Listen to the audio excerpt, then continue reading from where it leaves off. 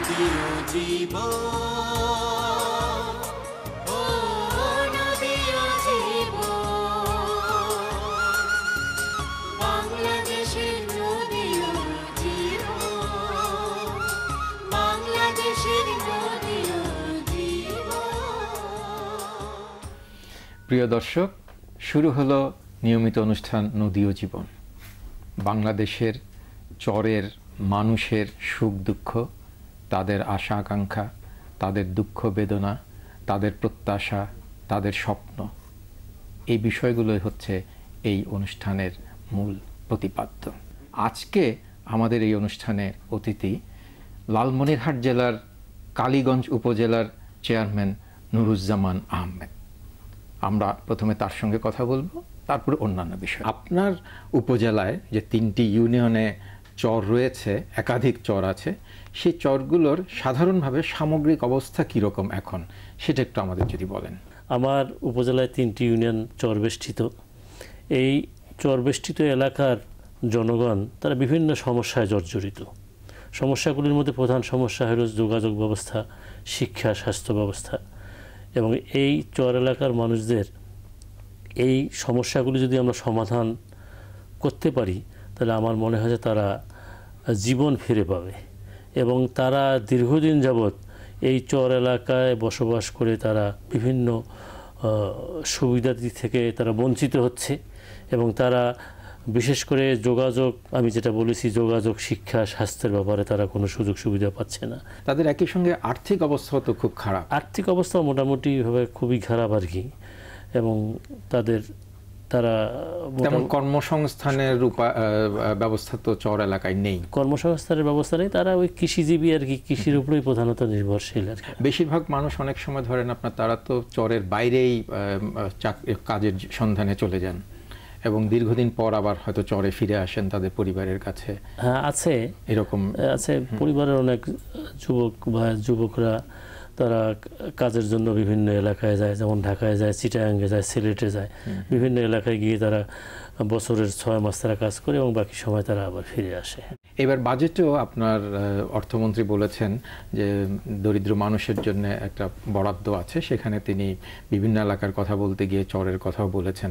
তা আপনাদের কাছে যখন বরাদ্দ আসে, তখন আপনার উপজেলা থেকে সেই বিষয়ে, সেই বরাদ্দটা, সেই অর্থটা কোন এলাকায় কিভাবে সেটা খরচ হবে, সেটা নির্ধারণের সিস্টেমটা কি?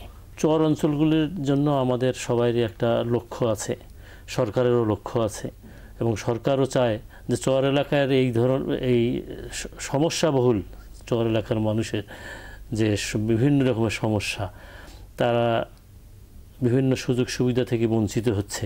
সরকারও চাচ্ছে যে এই চর অঞ্চলের মানুষ যারা নদীর প্লাবন আসলে পরে যাদের দুর্গতি বেড়ে যায়, যাদের কষ্ট বেড়ে যায়, সেই সরকার চাচ্ছে যে এই দুর্গত এলাকার মানুষদেরকে, বন্যা প্লাবিত এলাকার মানুষদেরকে একটু কিছু সুযোগ বেশি দেওয়ার।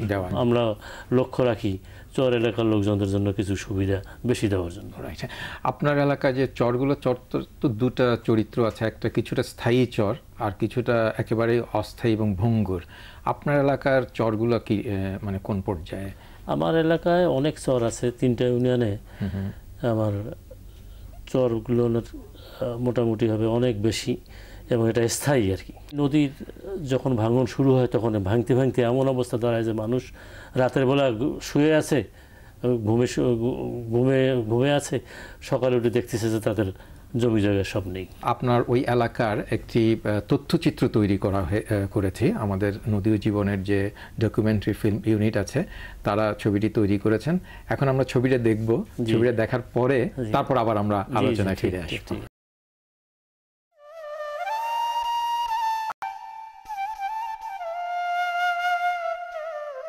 লালমনিরহাট জেলার প্রত্যন্ত অঞ্চল কালীগঞ্জ উপজেলা। এই উপজেলার 8টি ইউনিয়নের মধ্যে চরের উপস্থিতি রয়েছে 3টিতে, আর এই চরগুলোতে প্রায় 25,000 লোকের বসবাস। ভোটমারি চরের গৃহবধূ রাবেয়া, অসুস্থ স্বামী ও 4 সন্তান নিয়ে পরিবার। হার্নিয়া আক্রান্ত স্বামীর কাজ করার ক্ষমতা নেই। এ বাড়ি সে বাড়ি ঝিয়ের কাজ করে চেয়ে চিনতে রাবেয়াকেই সংসার চালাতে হয়। দরিদ্র এই অঞ্চলে কাজও থাকে না, বছরের সব সময়। বিশেষ করে মঙ্গার সময়টাতে সীমাহীন দুর্ভোগের মুখে পড়ে রাবেয়ার পরিবার। এখন ওই যে মঙ্গা হলে হলে খায়াও থাকার লাগে, না খায়াও থাকার লাগে, সংসার কিভাবে চলে? এই যে এখন কাজ কামাই নাই, এই যে এখন হইলে সুদের উপরে আমরা টাকা নিয়ে রেন করে খাইতেছি। মাস গেলাই 1000 টাকার 100 টাকা লাভ দেন লাগে। আমার সংসারের তো হইলে খাটনিয়ালা নাই, স্বামীরও তো হইলে হার্নিয়ার রোগ, সে কাজ কামাই করতে পারে না। আমি হইলে খুব কষ্টে আছি। সরকারের কাছে আমরা কাজ চাই, আমরা যেন কাজ করে খায়া বাঁচতে পারি। আমরা সাহায্য চাই না, কাজ চাই আমরা সরকারের কাছে। দারিদ্র্যের কষাঘাতে জর্জরিত রাবেয়ার ক্ষমতা নেই সন্তানদের লেখাপড়া শেখানোর। বড় ছেলে ক্লাস 4 পর্যন্ত পড়লেও অভাবের তাড়নায় বাধ্য হয়েছে লেখাপড়া ছেড়ে দিতে। একই চরের বৃদ্ধা রহিমা বেগম। সহায় সম্বলহীন রহিমা ভিক্ষে করে কোনো রকমে জীবনযাপন করেন। একমাত্র মেয়ে বিধবা হওয়ায় তার 2 ছেলে মেয়ের দায়িত্ব বৃদ্ধা রহিমার ঘাড়ে। বয়স্ক ভাতা, বিধবা ভাতা পান না তিনি। আমি খুব দারুণ কষ্ট করে খাই। আমার 2টা লাতি রাঁধনি খায়। আমার দারুণ কষ্ট। এই কামাই পাইলে করি, না পাইলে কষ্ট করে থাকি। মাঝে দয়া করি একটু দিলে খাই, না দিলে থাকি উপাস। আমার স্বামী 35 বছর হলে মারা যাবার, এইরকমভাবে আমার কষ্টতে দিন যায়। সাহায্য পাওয়ার মতন সবাই গরিব, কে দেওয়ার মতন কোনো ক্ষমতা নাই। আর সরকার না দেয় কিছু, তাহলে আমার বাঁচবার মতন কোনো হিতেপাত নাই। অন্যান্য চরের মতো কালীগঞ্জ উপজেলার চরাঞ্চলের কৃষিতেও রয়েছে ব্যাপক সমস্যা। পর্যাপ্ত কৃষি জমি নেই, অল্প যেটুকু রয়েছে তাও বিলীন হয়ে যাচ্ছে নদীগর্ভে। এছাড়া সেচ ব্যবস্থার সুবিধা না থাকায় কৃষকরা সময় মতো চাষাবাদ করতে পারছেন না। আমরা যে গরিব মানুষ এই চরের মধ্যে বসবাস করি, দেখেন এই যে ওয়া লাগানোর জন্য বিছুন ফেলে রাখছি, এই দেখেন সমস্ত জমি দেখেন কী রকম অবস্থা হয়ে গেছে। নাই কোনো একটা শ্যালোর ব্যবস্থা আমরা কিনতেও পারি না, এই সমস্ত আবাদও করতে পারি না। তাহলে আমাদের মনে করেন যে কী অভয় হবে, আমরা কিভাবে বাঁচবো, কী করবো, কী সমাচার, আমরা কোনো দিশাকল পাই না। এই যে খরা, কতদিন থেকে খরা চলছে, এটা একেবারে ও আগারা আষাঢ় মাস থেকে শ্রাবণ মাসের মধ্যে ও আগারা চারা লাগা শেষ করে দেয় মানুষ। কিন্তু আমরা এই পানি বেগরে, বৃষ্টি বেগরে আজ এই যে চারাগুলো কি চলে দেখেন আপনার, এই ঘুরে সমস্ত এলাকা একেবারে সমস্ত জায়গা সমস্ত মরুভূমির মতো হয়ে আছে, ধুলা উঠতেছে, বালু উঠতেছে, এইরকম অবস্থা হয়ে আছি আমরা এখানে। মনে করেন সামনে যে মঙ্গা আসতেছে, এখন যদি আমরা কিছু করতে না পারি, যদি ও চারা গাছ কিছু লাগাইতে না পারি, তাহলে সামনে যে মঙ্গা মাসে আমরা কিভাবে বাঁচবো? আমাদের বাঁচার কোনো উপায়ই থাকবে না। দেখেন আমরা যে এই চর এলাকায় বসবাস করি, আমাদের এখানে কোনো একটা শ্যালোর ব্যবস্থা নাই। তারপরে আমাদের এখানে জমি মানে হাহাকার করতেছে, একদম মরুভূমির মতন। তাই মনে করেন যে একদিক দিয়ে আমাদের নদী, তিস্তা নদী, এটা ভেঙে যায় তাড়াতাড়ি। তারপরে আরেক দিক দিয়ে খরা লাগতেছে, জমিতে কোনো পানি নেই। তাহলে তো আমরা তাহলে বাঁচবো কেমন করে? ঘরে খাবার নাই, চাউল নাই, আমরা কেমন করে বাঁচবো? তাহলে কাজ নাই। এই যে মনে করেন যে একটু শ্যালো দিয়ে রোয়া লাগাবো বা পানি দিয়ে রোয়া লাগাবো, সে কামলা চলতেছে না। আমাদেরকে কে নেয় কামলা? কে নেয়? আমাদের তো সে নাই, তৌফিকও নাই। আমরা কেমন করে কাকে কামলা দেবো? সবারই একই দশা। তাহলে আমরা কেমনভাবে কামলা দেবো বলেন? আমরা তাই সরকারের কাছে একটা শ্যালো চাই, যাতে যেন আমরা শ্যালো দিয়ে আমাদের এখানে গ্রামবাসী যারা আছে চর এলাকায়, তারা যেন সুন্দরভাবে যাতে যেন রোয়া লাগায় আমরা যেন একটু সুখে শান্তিতে থাকতে চাই। আর কত কষ্ট করতে চাই আমরা। এ অঞ্চলে চরগুলোর সবচেয়ে বড় সমস্যা যোগাযোগ ব্যবস্থা। প্রতিটি চর অত্যন্ত দুর্গম হওয়ায় রাষ্ট্রীয় সুযোগ সুবিধা থেকে বঞ্চিত হন চরবাসীরা। বিশেষ করে চরের শিশুরা বঞ্চিত হয় লেখাপড়ার সুযোগ থেকে। প্রতিদিন 2 মাইল যাই, 2 মাইল আসি। এতদূর স্কুল পার হওয়া লাগে, আর কোনোদিন লোকে পাওয়া যায় না। আর একটু বড় হলে তার আব্বা মা আমার পড়তে দেবে না। চরের মধ্যে যে কাল সরকার স্কুল করে দেয়, আমার পড়াশোনা করতে পারবো। ভোটমানি চরের রিক্তা। সদ্য শৈশব পেরোনো এই কিশোরী চোখে মুখে খেলা করে স্বপ্ন। পড়ালেখার অদম্য আগ্রহ থাকলেও তা বন্ধ হয়ে গেছে ভঙ্গুর যোগাযোগ ব্যবস্থার কারণে। ঘাট পাড়াইতে 5 টাকা নাকি, গেইতে গেইতে নৌকে পাওয়া যায় না, ওই জন্য অত দূর আর পড়তে দেন। আমি পড়ালেখা পড়তে যাই। পড়ালেখার সুযোগ না থাকায় এ অঞ্চলে মেয়েদের বাল্যবিবাহের হারও বেশি। কয়েক মাইল পথ হেঁটে রোজ স্কুলে যাওয়াটা নিরাপদ মনে করেন না অভিভাবকরা, তাই পড়ালেখা বন্ধ করে দিয়ে অল্প বয়সেই বিয়ে দিয়ে দেন। আমি ক্লাস 6-এ পড়ি, আমার পড়ার আরও ইচ্ছা ছিল। আমার বাবা মা আমাকে জোর করে বিয়ে দিছে। বিয়ে দেওয়ার পর আমার একটা বাচ্চা হয়েছে। আমি চাই না যে আমার মতো ছোট মেয়ের বিয়ে হোক। কালীগঞ্জের চরাঞ্চলের হাজারো সমস্যার ভিড়ে আশার আলো জাগায় শোলমারি চরের নদী ও জীবন নিম্ন মাধ্যমিক স্কুল। স্থানীয় প্রশাসন ও চরবাসীদের উদ্যোগে গঠিত এই স্কুলটি চরের শিশুদের লেখাপড়ার সুযোগ নিশ্চিত করেছে। অনেক ধরনের বেসরকারি অনুদান পেলেও এখনও উপজেলা পরিষদের অনুদান পায়নি স্কুলটি।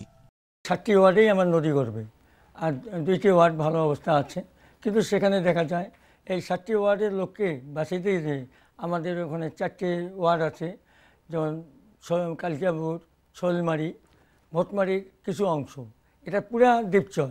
এই দ্বীপচর এলাকার লোকজন খুবই সে কষ্ট করে তারা নদী পার হয়ে আসিয়া এদিকে হাট বাজার করে। সেখানে হাট বাজার নাই, সেখানে যদি একটা হাট বাজার হয় সেটাও আমি চিন্তা ভাবনা করতেছি। সেই দ্বীপচরে কোনো স্কুল ছিল না, জনগণের লেখাপড়ার কোনো সুযোগ ছিল না। একটা মেয়ে যখনই ক্লাস 5 হয়ে যায় তখন তার বিয়ে দেওয়ার চিন্তা ভাবনা তার বাবা মা করে, কেননা 5-এর পরে আর কোনো লেখাপড়ার সুযোগ নাই। না থাকার জন্য আমরা তখন তারা বিয়ে দেওয়ার চিন্তা করে। তাতে দেখা যাচ্ছে বাল্যবিবাহ আমার ইউনিয়নেই অহরহ হয়ে যাচ্ছে, এখানে আটকানো সম্ভব হচ্ছে না। তারপর আমার ইউনিয়নে ইতিমধ্যেই একটা নদী ও জীবন জুনিয়র হাই স্কুল করা হয়েছে। আর ওই স্কুলটা যদি আমাদের পূর্ণাঙ্গ স্কুল হয়ে যায় তাহলে আমার মনে হয় ওই দ্বীপচরবাসী শিক্ষিতের দিক দিয়ে অনেক দূর আগে যাবে, হয়তো অবহেলিত আর থাকবে না। নদী ও জীবন নিম্ন মাধ্যমিক শোলমারি চরে স্থাপন করেছি, এটার মূল উদ্যোক্তা, এবং আমরা এটা থেকে অনুপ্রেরণা পেয়েছি বিশেষ করে ওভা এবং ইউনিয়ন পরিষদ ভটমারি। এর পূর্ণতা প্রাপ্তির জন্য আমরা উপজেলা চেয়ারম্যানের কাছে প্রত্যাশা করি যে উনি ওনার এলাকায় এই দ্বীপচরবাসীর জন্য, বিশেষ করে শিক্ষার জন্য, শিক্ষায় অবহেলিত তারা এতদিন পর্যন্ত অবহেলিত ছিল, এখন আর অবহেলিত থাকতে দেওয়া যায় না। আমরাও শুরু করেছি, উনি আমাদের কর্মকাণ্ডে সম্পৃক্ত হবেন আমরা আশা করব। সরকারের তরফ থেকে যদি কিছু আসে সেটা এখানে আমাদের বিশেষ করে এই নিম্ন মাধ্যমিক বিদ্যালয়ের খাতে যাতে উনি একটা বিশেষ বরাদ্দ দিতে পারে সেজন্য অনুরোধ করব। আর তার মাধ্যমে আমরা সরকারের দৃষ্টি আকর্ষণ করতে চাই, কারণ সরকার এতদিন ধরে এই অঞ্চলগুলোকে অবহেলিত অঞ্চল হিসাবেই চিহ্নিত করে আসছিল। আমরা ইউনিয়ন পরিষদ চেয়ারম্যান, উপজেলা চেয়ারম্যান তথা এমপি এবং মিনিস্টার এলাকার যিনি যে পর্যায়ে থাকেন না কেন, আমরা সবার কাছে অনুরোধ করবো যে সরকারের তরফ থেকে সরকারের কাছে এই জিনিসটা থ্রো করা হোক, এবং সরকারের মাধ্যমে বিশেষ দৃষ্টি দেওয়ার জন্য যদি কোনো বিধি ব্যবস্থা করা যায় বা ব্যবস্থায় আনা যায় সেদিকে সচেষ্ট থাকুক, এই আহ্বান জানাবো আমি। শোলমারি চরের মতো প্রতিটি চরেই এ ধরনের নিম্ন মাধ্যমিক ও মাধ্যমিক স্কুলের প্রয়োজনীয়তা রয়েছে। তবে সরকারি সহযোগিতা ব্যতীত এ ধরনের পরিকল্পনা বাস্তবায়ন করা অসম্ভবের পর্যায়ে। রাষ্ট্রীয় স্বার্থেই চরাঞ্চলকে উন্নয়নের মূলধারায় সংযোজিত করতে হবে। আমরা তথ্যচিত্রটি দেখলাম। এখানে কালীগঞ্জ উপজেলার কয়েকটি চরের জীবনযাপন উঠে এসেছে, এখানে তাদের কথা শুনলাম, তাদের বক্তব্য জানলাম। আমরা এখন একটা ছোট্ট বিরতি নেব, বিরতির পর আবার ফিরে আসব নদী ও জীবন অনুষ্ঠানে। বাংলাদেশের নদী ও জীবন,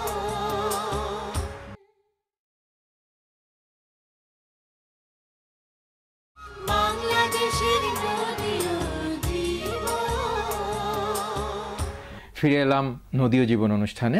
এর আগে আমরা তথ্যচিত্র দেখছিলাম, আর এবার আবার আলোচনা করব কালীগঞ্জ উপজেলা চেয়ারম্যান নুরুজ্জামান আহমেদের সঙ্গে। তথ্যচিত্রে আপনি যে সমস্যার কথা বলছিলেন, তথ্যচিত্রে আমরা দেখলাম যোগাযোগের বিষয়, অনেক দূর গিয়ে ছেলে মেয়েদেরকে স্কুলে যেতে হয়, ফলে অনেকেই লেখাপড়ার বিষয়টা বন্ধ হয়ে যাচ্ছে, এটা একটা বড় সমস্যা দেখলাম। আর একটা হচ্ছে আপনার ইউপি চেয়ারম্যান যারা, তারা আপনার কাছে কিছু প্রত্যাশা করেছেন, বিশেষ করে শিক্ষার ক্ষেত্রে আরও স্কুলগুলোকে কিভাবে চালানো যায়। আরেকটি সমস্যার কথা তারা বললেন যে ওখানে যেমন পানি নেই, কাজ নেই, কি করে তারা বাঁচবেন। আপনারা কি ভাবছেন আপনার এই মানুষগুলোর জন্য? এই অবহেলিত চর অঞ্চলের মানুষগুলো যাতে জীবন ফিরে পায়, তারা যেন অন্যান্য এলাকার মানুষের মতো সুযোগ সুবিধা পায়, সেজন্য আমরা সচেষ্ট। এবং আপনারা হয়তো জেনে খুশি হবেন যে আমাদের সরকার, জননেত্রী শেখ হাসিনার সরকার, চর অঞ্চলের এই মানুষগুলির উন্নয়নের জন্য তিনি ব্যাপক কর্মসূচি ইতিমধ্যেই ঘোষণা করেছেন। বিভিন্ন অধিকার থেকে দীর্ঘদিন যাবৎ বঞ্চিত হচ্ছে, শোষিত হচ্ছে। আমাদের নেত্রী, জননেত্রী শেখ হাসিনা, তিনি গণপ্রজাতন্ত্রী বাংলাদেশ সরকারের প্রধানমন্ত্রীর দায়িত্বে আসীন হওয়ার পরপরই তিনি এই অবহেলিত মানুষগুলির দুঃখ দুর্দশার কথা তিনি আলোচনা করে এবং সেই দুঃখ দুর্দশার কথা বিবেচনা করে তিনি তাদের উন্নয়নের লক্ষ্যে বিভিন্ন কর্মসূচি ইতিমধ্যে প্রদান করেছেন এবং সেই সুফল ইতিমধ্যেই আমরা পেতে, আমার চর এলাকার লোকজন পেতে শুরু করেছে। এখানে যে আমরা একটা সমস্যার কথা দেখলাম, যেটা আপনার কাছে একটা প্রত্যাশা আছে, যেটা হলো ধরেন এটা আপনি লোকাল নির্বাচিত প্রতিনিধি হিসেবে, চেয়ারম্যান হিসেবে কিভাবে দেখছেন যে স্কুলগুলো যে লেখাপড়া করতে পারছে না? একটি মেয়ে বললো যে আমি স্কুলে যেতে চাই, আমি পড়তে চাই, কিন্তু যেতে পারি না, এই যে দীর্ঘ অনেকটা পথ যেতে হয়। আরও স্কুল প্রতিষ্ঠা করার সুযোগ কি রয়েছে এবং সেটা কিভাবে সম্ভব? এটা বাস্তব কথা। দীর্ঘদিন যাবত তারা এই লেখাপড়ার সুযোগ থেকে বঞ্চিত। এখানে আমরা স্থানীয় প্রশাসনের সাথে সহযোগিতা করে আমরা এখানে একটা নদীয় জীবন, এখানে একটা নিম্ন মাধ্যমিক বিদ্যালয় আমরা প্রতিষ্ঠিত করেছি। ক্লাস 6-এ থাকা অবস্থায় মা বাবা তাকে জোর করে বিয়ে দিয়ে দিয়েছে, যেটা বাল্যবিবাহ, অনেক ক্ষেত্রে শিশু বিবাহ বলা যায়, কারণ 18 বছর বয়স পর্যন্ত তো আমরা শিশু ধরি। তো সেই অর্থে শিশু বিবাহ হচ্ছে। এই বিষয়টাকে আপনারা কিভাবে রোধ করা যায়? বাধ্য হয়েই আর কি সেখানকার অভিভাবকরা তারা ওই ক্লাস 5 পড়ার পরে থেকে, যেহেতু যোগাযোগ ব্যবস্থা নাই, স্কুল নাই, আরও অন্যান্য কোনো শিক্ষা প্রতিষ্ঠান নাই, ক্লাস 5-এর পরে আর ওখানে ওই চর এলাকায় কোনো উচ্চ বিদ্যালয় নেই কিংবা নিম্ন মাধ্যমিক বিদ্যালয় নেই যেখানে তারা হায়ার এডুকেশনের জন্য মেয়েদেরকে তারা করবে আর কি, সুযোগ সৃষ্টি করা হবে। তবে এই ক্ষেত্রে তাদেরকে মনে হয় একটু অ্যাওয়্যার করা দরকার বা তাদেরকে জানানো দরকার। হ্যাঁ, বাল্যবিবাহ কন্টিনিউ না করার জন্য আমরা ব্যবস্থা গ্রহণ করতেছি এবং এই ব্যাপারে আমরা ইন অল রেসপেক্ট আমরা চেষ্টা করতেছি এবং বিভিন্ন সভা সেমিনার থেকে শুরু করে আমরা এলাকায় গিয়ে, বিশেষ করে আমরা যখন এলাকায় যাই, এলাকায় গিয়ে আমরা সর্বপ্রথমে এই বাল্যবিবাহ রোধের জন্য আমরা অভিভাবকদেরকে আমরা উদ্বুদ্ধ করার চেষ্টা করতেছি। আর প্রথমে আপনি বলছিলেন এবং এখানে আমরা দেখলাম যে যোগাযোগ একটা বড় রকমের আপনার সমস্যা এই চর এলাকায়, বিশেষ করে আপনি শোলমারি চরের কথা বলছেন এবং অন্যান্য চরেও। এই ক্ষেত্রে ধরেন এলজিইডি কোনোভাবে কি আপনাদেরকে সহযোগিতা করতে পারে না? তাদের কোনো প্রজেক্ট বা এরকম লোকাল প্রজেক্ট গ্রহণের ক্ষেত্রে করতে পারে এবং স্থানীয়ভাবে এলজিডির কাছে আমরা উপজেলা পরিষদ থেকে যদি কোনো প্রপোজাল দিই, এলজিডির কাছে পাঠিয়ে দিলে পরে সেখানে এলজিডি ব্যবস্থা নিতে পারে। তবে আমরা যেটা দেখলাম যে শোলমারি চর, তারা বোধহয় একটু বেশি পিছিয়ে রয়ে গেছে। জি, শোলমারি চরটা বেশি পিছিয়ে, এবং এই জন্য আমি ইতিমধ্যেই আর কি আমি মাননীয় প্রধানমন্ত্রীর কাছে আমার চর এলাকার, বিশেষ করে শোলমারি এলাকার লোকজনদের এখানে 10,000 লোকের চিকিৎসার ব্যবস্থার জন্য আমি মাননীয় প্রধানমন্ত্রীর কাছে আমি এটা আর্জি পেশ করেছি। চরের যে আর্থসামাজিক অবস্থার উন্নয়নের জন্য নতুন করে কোনো আপনার একটা কম্প্রিহেন্সিভ কোনো পরিকল্পনা কি আপনারা এর মধ্যে গ্রহণ করেছেন বা করতে চাচ্ছেন? তাদের সবাইকে মিলে, যেমন আপনি শুরুতে বলছিলেন যে কিছু কৃষিকাজের অগ্রগতি হয়েছে, তারা চাষবাস করছে, বিশেষ করে পেঁপে, তারপর কুমড়ো, এই ধরনের বিষয়। তো এগুলোকে ধরেন চাষ করা এবং যদি পুকুর থাকে সেই পুকুরে মাছের চাষ করা, এটা কি সম্ভব? হ্যাঁ, এটা অবশ্যই সম্ভব। সেটা মার্কেটিংয়ের ব্যবস্থাটা কীরকম? মার্কেটিংয়ের ব্যবস্থা এখানে আমাদের আছে, ওখানে অল্প কিছু দূরে এগুলি পরে হাট বাজার আছে, সেখানে হাট বাজারে হাটে নিয়ে যেতে হয়। কিন্তু হাটের লোক ওদের কাছে গিয়ে নিয়ে আসবে সেরকম ব্যবস্থাটা এখনো হয়নি। না, সেই ব্যবস্থা এখনো হয়নি। আমি বলেছি যে যোগাযোগ ব্যবস্থার এখন যদি ভালো হয় তাহলে তো ওরা আসবে, ভালো হলে পরে মহাজনরা তখন যাবে গিয়ে ওদের থেকে কিনে নেবেন আর কি। তো অনেক অনেক ধন্যবাদ আজকে আপনার আমাদের এই অনুষ্ঠানে আসার জন্য। ধন্যবাদ আপনাকে। প্রিয় দর্শক, আমরা কালীগঞ্জ উপজেলার চেয়ারম্যানের কাছ থেকে শুনলাম তার এলাকার মানুষের চরের যেমন দুঃখ কষ্ট রয়েছে, তেমনি কিছু নতুন পরিকল্পনাও তিনি নিয়েছেন এবং আগামী সময়ে এবং আগামী দিনে সেই পরিকল্পনা যদি বাস্তবায়িত হয় এবং সরকারি সহযোগিতায় সেটা হয় এবং পরিষদ থেকে এবং আপনার মন্ত্রণালয় থেকে, তাহলে চরের মানুষের কিছুটা অগ্রগতি হবে। তারা যে কষ্ট এবং তারা যে সংকটের মধ্যে রয়েছে তার থেকে কিছুটা উত্তরণ তাদের হবে। এখন আমরা একটা বিরতি নেব, বিরতির পর আবার ফিরে আসব নদী ও জীবন অনুষ্ঠানে। বাংলাদেশের নদী ও জীবন,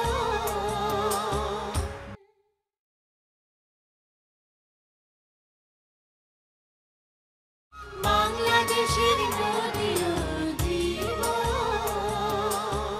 ফিরে এলাম নদী ও জীবন অনুষ্ঠানে। আমরা আজকের অনুষ্ঠানে কয়েকটি চরের জীবনযাপনের চিত্র দেখলাম, কয়েকটি সমস্যার কথা তাদের কাছ থেকে শুনলাম। তারা বলেছেন যোগাযোগ ব্যবস্থার সমস্যার কথা, তারা বলেছেন শিক্ষা সমস্যার কথা। আরেকটি খুবই গুরুত্বপূর্ণ দিক উঠে এসেছে, সেটা হচ্ছে বাল্যবিবাহ, আমি বলবো শিশু বিবাহ। ক্লাস 6-এ যে মেয়েটি পড়াশোনা করছিল তাকে বিয়ে দিয়ে দেওয়া হয়েছে এবং তার কোলে আছে সন্তান। এই যদি অবস্থা হয় তাহলে তার যে স্বাস্থ্য, সেই স্বাস্থ্যর যে ভয়ঙ্কর অবস্থা হবে পরবর্তী পর্যায়ে, সেটা হয়তো আমরা অনেক সময় কল্পনাও করতে পারি না। এই বিষয়গুলো শুধু চরের জন্যে নয়, সামগ্রিকভাবেই যখন আমরা এই সমস্যাগুলোকে তুলে ধরি তখন হয়তো কোনো না কোনো পরিকল্পনা গ্রহণ করছি, কিন্তু চরের মানুষগুলোর জন্য ওই পরিকল্পনাকে আলাদাভাবে চিহ্নিত করতে হবে এবং বিশেষ ব্যবস্থা গ্রহণ করতে হবে। যদি সেটা না করা হয় তাহলে এই চরগুলো কখনোই উন্নত হবে না। তাদের জন্যে বিশেষ ব্যবস্থা করার যে প্রয়োজনীয়তা, সেটা আমরা আজকে চেয়ারম্যানের সঙ্গে আলোচনার প্রেক্ষিতে বুঝলাম এবং আমরা যারা চরের মানুষ তারাও বলেছেন তাদের জন্যে একটি বিশেষ ব্যবস্থা না করলে তাদের পক্ষে স্বাভাবিক জীবনযাপন করা প্রায় অসম্ভব। প্রিয় দর্শক, আপনাদেরও হয়তো দায়িত্ব রয়েছে। আমরা যে বক্তব্যগুলো বলছি এই প্রসঙ্গে আপনারাও যদি বিভিন্ন ফোরামে এ নিয়ে কথা বলেন তাহলে হয়তো এক ধরনের আমাদের চারদিক থেকে একটা সার্কামস্ট্যান্সিয়াল প্রেশার আসবে। তখন নীতি নির্ধারকরাও আরও তৎপর হবেন এই বিষয়টা অগ্রাধিকার দেওয়ার জন্য। প্রিয় দর্শক, আমাদের এই অনুষ্ঠান দেখে আপনাদের যদি কিছু বলার থাকে, আপনাদের যদি মতামত থাকে, তাহলে সেটা আমাদের জানাতে পারেন। আমাদের জানাবার ঠিকানা: প্রযোজক নদী ও জীবন, Bangla vision, Noor tower, 110 Bir Uttam CR Datta road, Dhaka 1205। Phone 01712626198। আরেকটি ফোন নাম্বার 01715715486।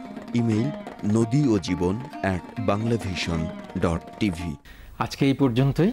আগামী অনুষ্ঠান দেখার আমন্ত্রণ জানিয়ে এখানে শেষ করছি। ধন্যবাদ সবাইকে।